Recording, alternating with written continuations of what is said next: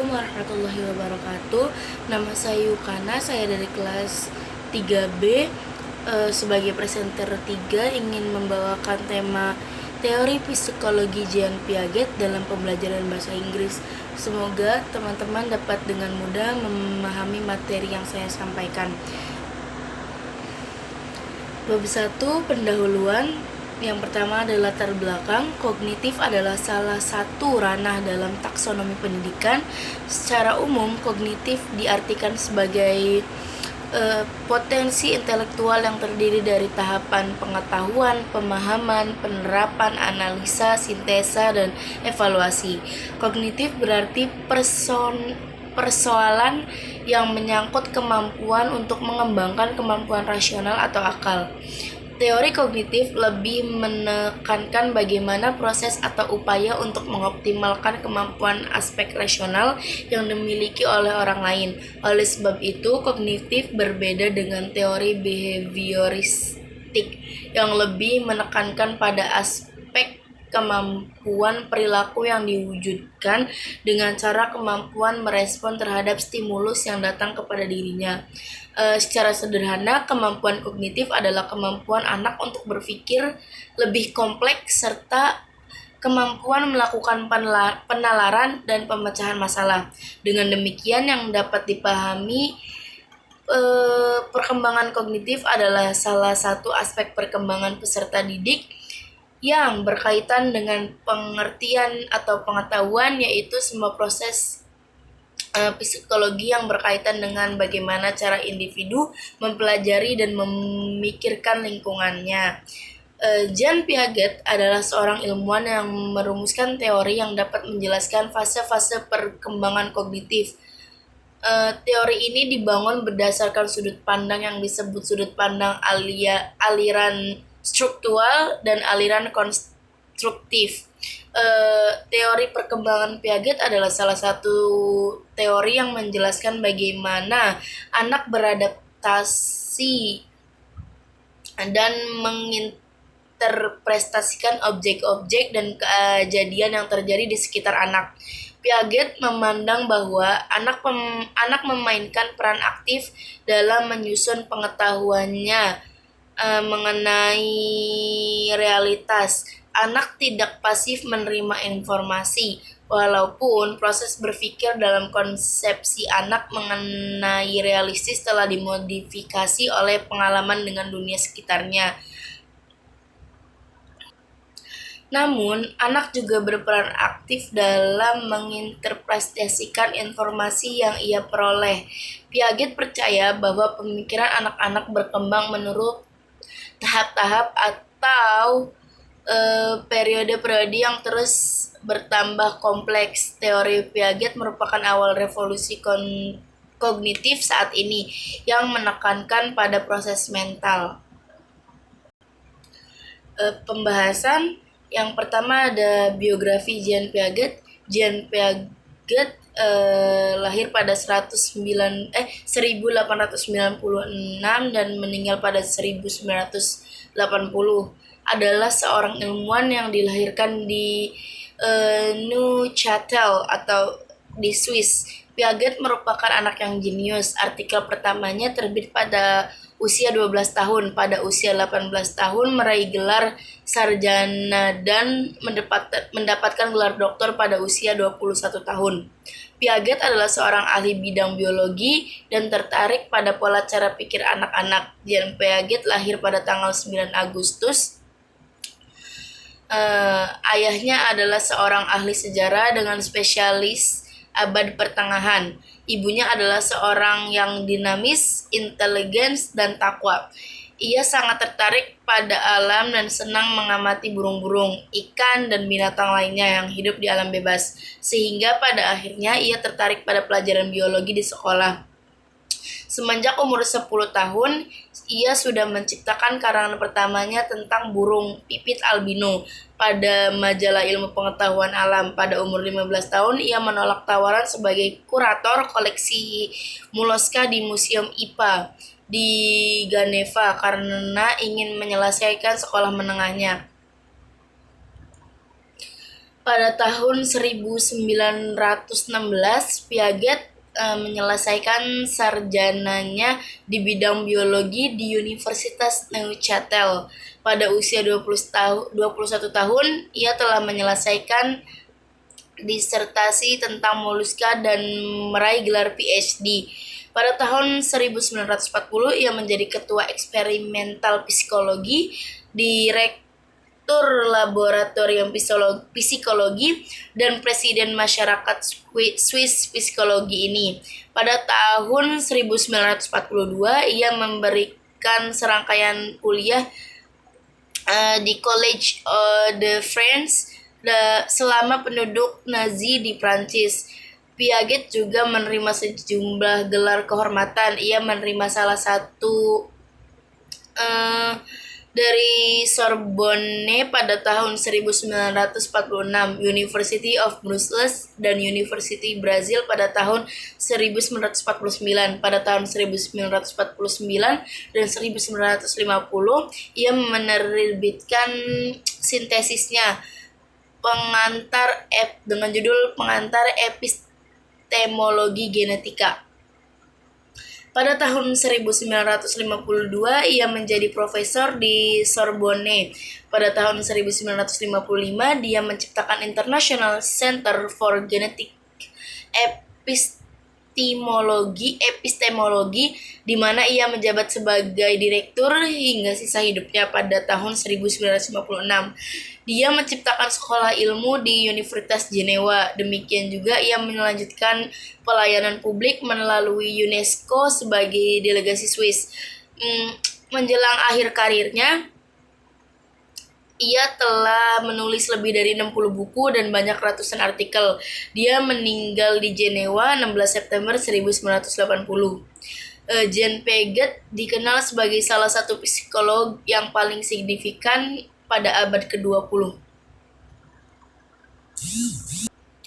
Yang kedua ada teori perkembangan kognitif Piaget. Piaget merupakan salah seorang yang merumuskan teori yang dapat menjelaskan fase-fase perkembangan kognitif. Teori ini dibangun berdasarkan sudut pandang yang disebut sudut pandang aliran struktural dan aliran konstruktif. Aliran struktural yang mewarnai teori Piaget dapat dilihat pandangannya tentang inteligensi yang berkembang melalui serangkaian tahap perkembangan yang ditandai oleh perkembangan kualitas struktur kognitif. Aliran konstruktif terlihat dari pandangan Piaget yang mengatakan bahwa anak membangun kemampuan kognitif melalui interaksi dengan dunia di sekitarnya. Menurut Piaget, perkembangan kognitif mempunyai 4 aspek, yaitu yang pertama kematangan sebagai hasil perkembangan susunan syaraf. Yang kedua adalah pengalaman, yaitu hubungan timbal balik antara organisme dengan dunianya. Yang ketiga ada interaksi sosial, yaitu pengaruh-pengaruh yang diperoleh dalam hubungannya dengan lingkungan sosial. Dan yang keempat adalah ekulibrasi, yaitu adanya kemampuan atau sistem mengatur dalam diri organisme agar dia selalu mampu mempertahankan keseimbangan dan penyesuaian diri terhadap lingkungannya. Langsung saja, yang pertama ada kematangan. Kematangan sistem syaraf menjadi penting karena memungkinkan anak memperoleh manfaat secara maksimum dari pengalaman fisik. Kematangan membuka kemungkinan untuk perkembangan, sedangkan kalau kurang hal itu akan membatasi secara luas seperti secara kognitif. Perkembangan berlangsung dengan kecepatan yang berlainan tergantung pada sifat kontak dengan lingkungan dan kegiatan belajar sendiri. Yang kedua ada pengalaman. Interaksi antara individu dan dunia luar merupakan sumber pengetahuan baru. Tetapi kontak dengan dunia fisik itu tidak cukup untuk mengembangkan pengetahuan kecuali jika intelijensi individu dapat memanfaatkan pengalaman tersebut. Yang kedua ada interaksi sosial. Yang ketiga adalah interaksi sosial. Lingkungan sosial termasuk peran bahasa dan pendidikan. Pengalaman fisik dapat memacu atau menghambat perkembangan struktur kognitif. Yang keempat ada ekulibrasi, proses pengaturan diri dan pengoreksian diri. mengatur interaksi spesifik dari individu dengan lingkungan maupun pengalaman fisik, pengalaman sosial, dan perkembangan jasmani yang menyebabkan perkembangan kognitif berjalan secara terpadu dan tersusun baik. Semua organisme dilahirkan dengan suatu kecenderungan untuk beradaptasi atau menyesuaikan diri dengan lingkungannya. Cara individu beradaptasi berbeda bagi setiap individu. Adaptasi terjadi dalam atau melalui suatu proses, yaitu asimilasi dan akomodasi. Yang pertama ada asimilasi.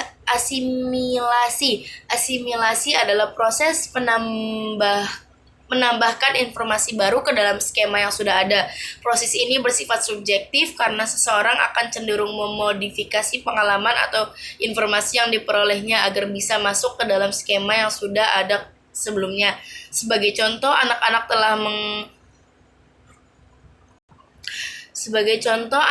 telah mengenali ciri-ciri yang terdapat pada burung seperti bersayap, dan dapat terbang. Pemahaman baru ini akan dapat diterima dan akan masuk ke dalam skema baru anak-anak. Pada saat anak-anak melihat seekor burung merpati yang masih memenuhi ciri-ciri tersebut, pemahaman ini akan ditambahkan ke skema burung. Yang kedua ada akomodasi. Akomodasi adalah bentuk penyesuaian lain yang melibatkan pengubahan atau penggantian skema akibat adanya informasi baru yang tidak sesuai dengan skema yang sudah ada. Dalam proses ini dapat pula terjadi munculnya skema yang baru. Sebagai contoh, anak-anak yang memahami skema burung tadi menjumpai ayam yang bersayap. Dalam skemanya menyerupai keluarga burung tetapi tidak terbang. Dengan pengalaman baru ini, anak-anak perlu mengakomodasikan pemahaman yang ada ke dalam skema yang baru bahwa semua burung pada umumnya dapat terbang, tetapi ada pengecualian fakta karena ada burung yang tidak dapat terbang.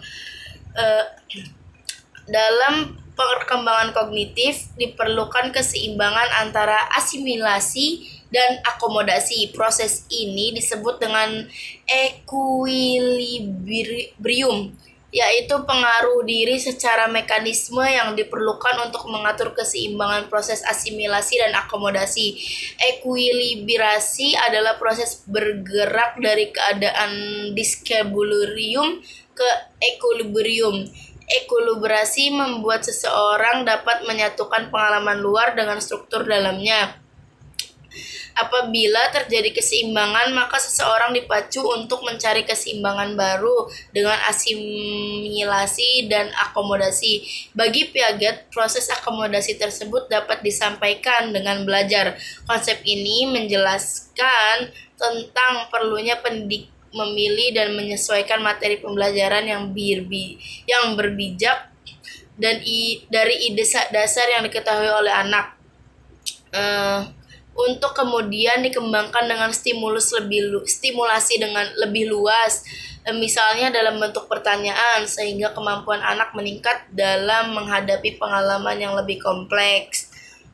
Piaget percaya bahwa pemahaman anak-anak setidaknya melalui 3 tahap. Pertama, yang berbeda dari orang dewasa, yang itu didasarkan pada keaktifan mereka menjelajahi lingkungan daripada pemahaman bahasa. Pada tahap-tahap ini, anak-anak secara alami belajar tanpa dimotivasi hukuman atau hadiah. Piaget melihat sifat dasar keturunan atau karakteristik yang diturunkan oleh orang tua dan pemeliharaan lingkungan sangat berhubungan dan sama-sama penting. Dia menemukan bahwa gagasan-gagasan anak-anak tentang alam tidak diturunkan dari orang tua ataupun dipelajari, namun terbentuk dari struktur pengalaman mental mereka. Pertumbuhan mental terjadi karena interagasi atau mempelajari gagasan-gagasan yang lebih berat dengan menyerap gagasan-gagasan yang lebih mudah dipahami. Dengan pengertian atau menggantikan penjelasan awal tentang suatu kejadian atau ide. Dengan penjelasan yang lebih masuk akal, anak-anak belajar pada tahap spiral pemahaman yang menuju ke atas yang disertai oleh masalah yang sama dan pada setiap tahap. Namun demikian, semakin naik tahap tersebut, semakin menyeluruh pula penyelesaian dari masalah tersebut. Psikologi Harvard, Jerome Bruner pada tahun 1915 dan psikologi lainnya memperkenalkan gagasan Jean kepada Amerika Serikat sekitar tahun 1956. Setelah buku-bukunya diterjemahkan dalam bahasa Inggris, tujuan pendidikan Amerika pada akhir 1950 yang adalah untuk mendidik anak tentang bagaimana berpikir timbul karena gagasan Piaget. Teori mengenai tahap perubahan pemikiran dan kedewasaan anak berasal dari percobaan-percobaan dengan anak-anak. Gagasan itu juga sering digunakan dalam teori respon stimulus, membuat senang atau mendapatkan tanggapan oleh para psikolog behavioris. Psikolog yang mempelajari tingkah laku, yang meneliti cara binatang mempelajari sesuatu. Teori Piaget terus berkembang selama bertahun-tahun. Banyak penjelasan lain diungkapkan dan percobaan lain dilakukan, namun semuanya itu tidak merubah dasar pemikiran dari teorinya.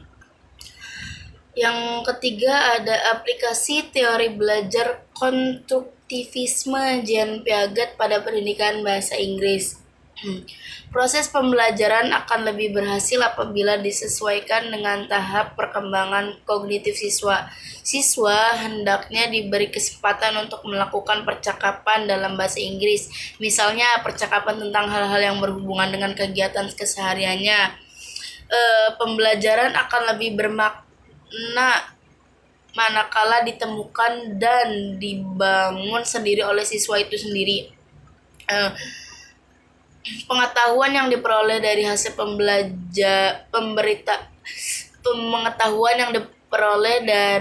pemberitahuan orang lain tidak akan menjadi pengetahuan yang bermakna.